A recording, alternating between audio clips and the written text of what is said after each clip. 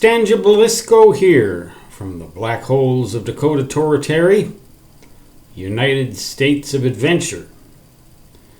I'd like to tell a little story about a time long ago, but long ago by some of your standards and not so long by others, when I lived for a few months in the Florida Keys, in a town called Tavernier, rent-free plus utilities, courtesy of my ex-employer. I guess I must have done him a few favors when I was working for him. And it was transition time between one location and another. And I was a heavy drinker at that time.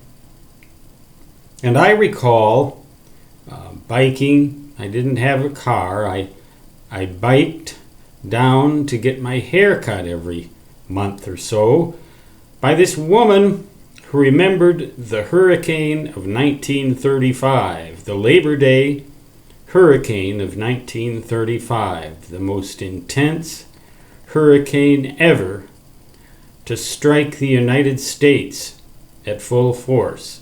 Estimated winds around 180 miles an hour or so.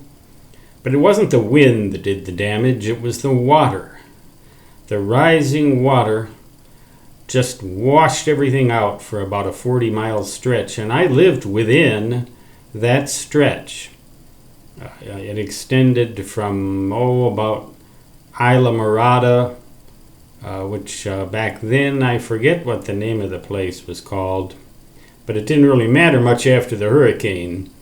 It was called Mud Flats for 40 miles. But hurricanes are a common occurrence over the centuries, and particularly to the east of the Florida Keys, there were a lot of shipwrecks.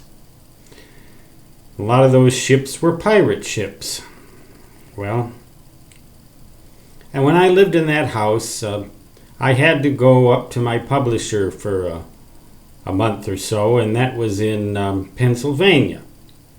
So I was preparing to leave, and I did what my landlord instructed me to do in regards to the water.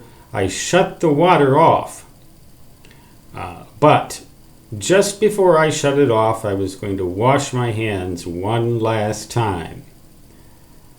I had just been thinking about shutting it off, and I went and turned the water on, and nothing happened. There was no water. And I went down to check to see what was going on down there, where the water came into the house, and the water had been shut off. Maybe it was my memory. Maybe my memory wasn't very good at that time, but I don't think so. I think what happened was what the lady who cut my hair told me happened. A pirate ghost was playing games with me. She said there were a lot of shipwrecks here over the centuries, and the pirate ships' ghosts still hang around here today, and for the most part, they're jokers. They like to play tricks on the residents. And so it was probably, she said, a pirate ghost.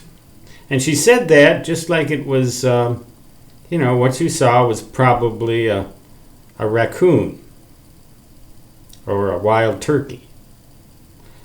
She just said it matter-of-factly, like it was something that always happened. And then the conversation continued on to other things.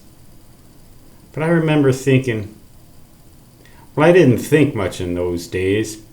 When you're that drunk, your mind is just a blank. But I was sober as I was preparing to leave and get up to Miami and fly to Washington, D.C., or actually Baltimore, I think it was. No, it was Washington.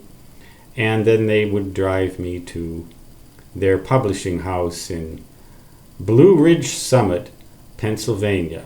A place very much like the Black Holes, except warmer and muggier.